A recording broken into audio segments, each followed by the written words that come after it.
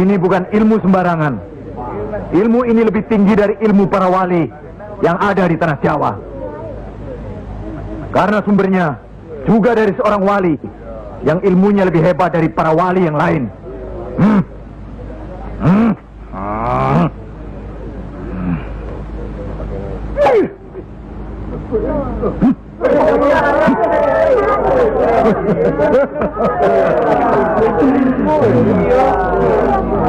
Bagaimana Pak Haji?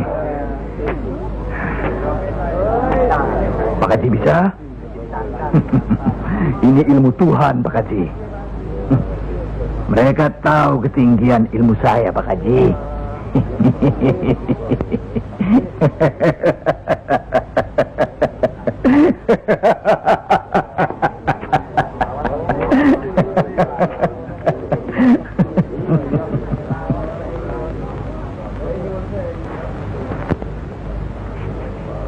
Telur-telur itu sudah waktunya menetas.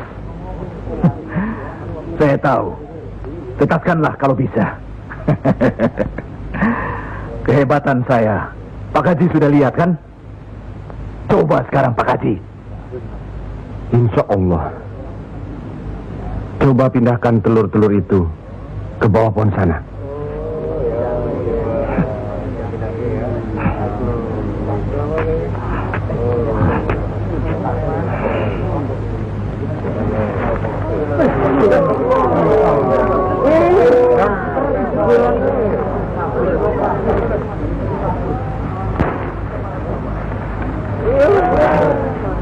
Monggo Pak Haji.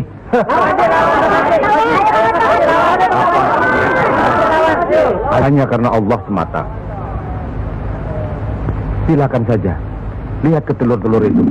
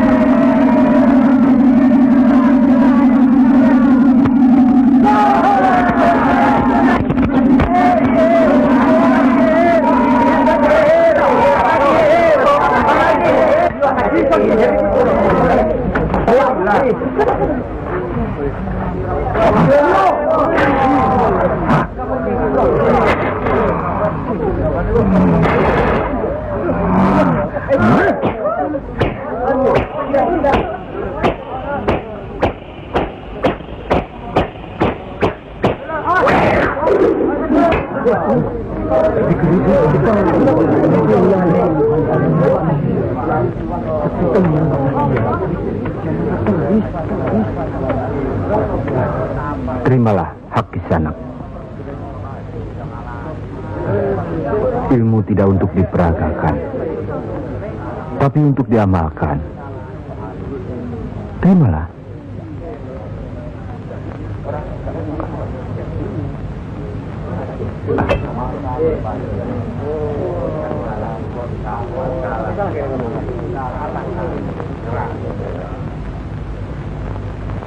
Bagaimana Kanjeng Syekh? Kalau ada yang menyatakan Kanjeng Syekh bid'ah, murtad, musyrik dan tukang sihir, saya mesti bilang apa kalau begitu Kanjeng Syekh? Alhamdulillah, orang boleh mencela kita, menghina, mengejek, dan memfitnah, asal jangan kita seperti orang itu, apalagi takabur, termasuk memperagakan ilmu. Oleh karena itu, kita harus selalu ingat dan dekat kepada Allah. Eling eling lan mituhu marang Gusti Allah. Loh, iya kan toh? Mesti eling mituhu. Pokoknya kita bisa berbuat apa saja kalau eling lan mituhu.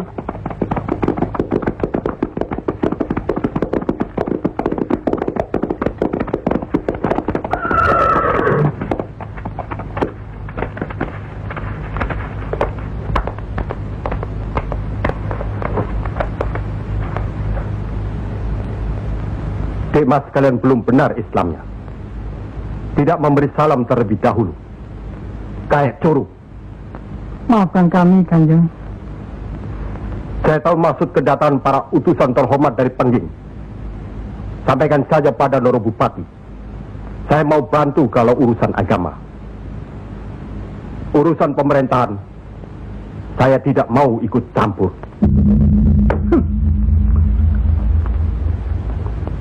Itu berarti Pengging menolak ajakan kita. Gimana Paman? Jelas, karena Pengging dan kelompok wali sedang main lihat-lihatan.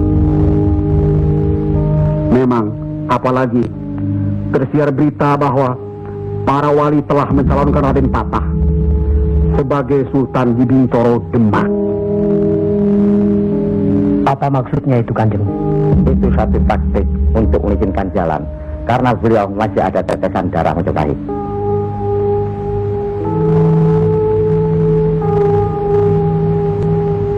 Ki Ageng Pengging juga masih ada darah Majapahit. Itulah sebabnya mereka saling curiga, sedangkan di antara para wali itu sendiri ada perpecahan. Perpecahan? Ya, semenjak mangkatnya Kanjeng Sunan Ampel, pimpinan para wali sekarang dipegang oleh Kanjeng Sunan Giri.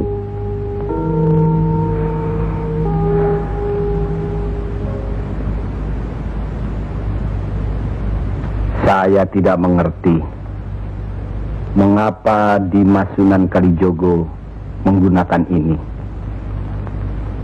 Apa ini ajaran Islam?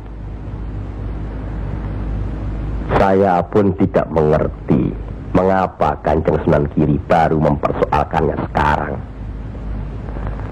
Justru pada saat memperingati 100 hari wafatnya Kanjeng Sunan Ampel. Kenapa tidak dulu-dulu? Ya, karena baru sekarang ini kita berkumpul tanpa ada orang lain di antara kita. Kenapa Dimas menggunakan kemenyan, bunga-bungaan, dan lain-lain ini?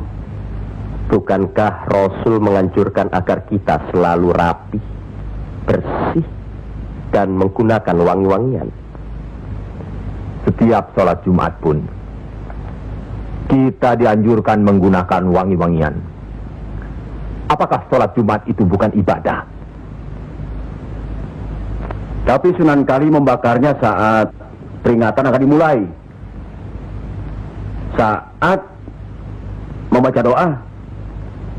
Sholat Jumat itu bukan hanya berdoa, tapi juga menghadap Allah.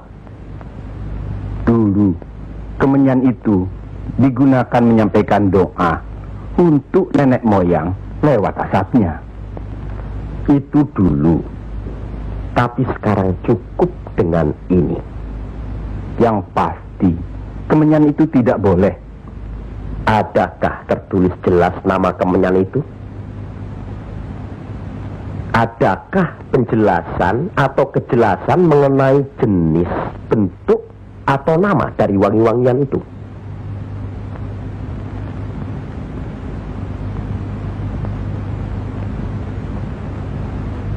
Kalau orang Jawa menganggap kemenyan, setangki, bunga-bungaan itu wangi, apa salahnya kalau mereka menggunakan?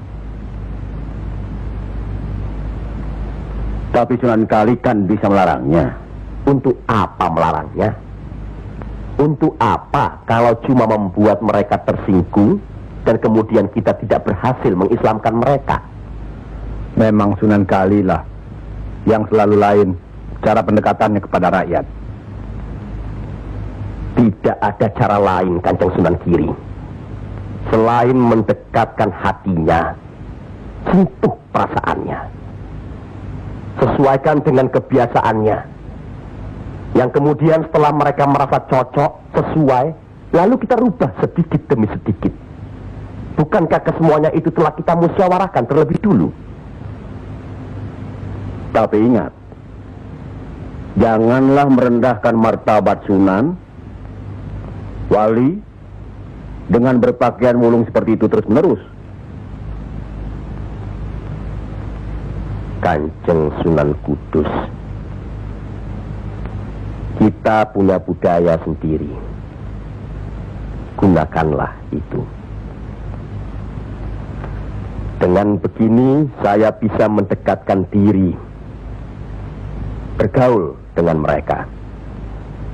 Tidak ada jarak antara kita dengan mereka. Ada sambung rasa. Lagi pula iman Islam seseorang bukan terletak di pakaian, tapi di sini. Yang penting bersih, aurat tertutup.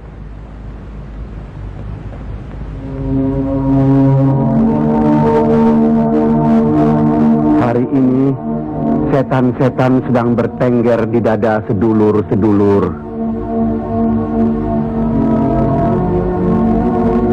Lupa akan firman Allah. Kalau ada perselisihan di antara kita umat muslim, kembalilah pada Al-Quran. Kenapa sedulur-sedulur lupa? Kenapa?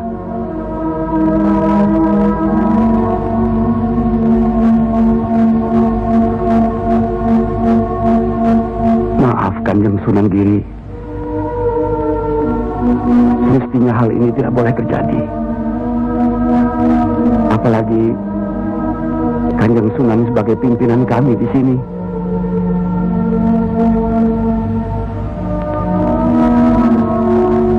Kita harus ingat akan bahaya Islam yang berpusat di Pengging, yang perkembangannya begitu cepat, penyebarannya dan cara mengajarnya yang berbeda dengan kita. Apakah kita tidak merasa curiga sama sekali terhadap Syekh Siti Jenar alias Syekh Lemah Abang itu? Maaf, Kanjeng Sunan Bonang. Tidaklah baik berprasangka buruk terhadap orang. Itu pun termasuk dihinggapi setan. Astagfirullahaladzim. Soal Syekh Siti Jenar, saya telah menyaksikan anak buahnya berceramah. Anak buahnya bukan berarti Syekh Siti Jenar. Apakah Sunan Kali benarkan cara Syekh Siti Jenar yang musyrik itu? Bid'ah? Murtad? Wallahu alam. Saya belum pernah menyaksikan dengan mata kepala saya sendiri. Menurut Imam Ghazali, melihat lebih baik daripada mendengar. Saya rasa benar Kanjeng Sunan Bonang. Hari ini setan-setan sedang bertengger di dada kita. Maafkan saya Kanjeng. Sama-sama Kanjeng. Maafkan saya. Maafkan sama-sama. Maafkan. Maafkan saya Sunan. Kanjeng Sunan Bonang. Sama-sama. Sunan Mulia. Maafkan. Maafkan saya. Maafkan Kanjeng Sunan Kali. Alhamdulillah. Maafkan Kanjeng Sunan Kudus.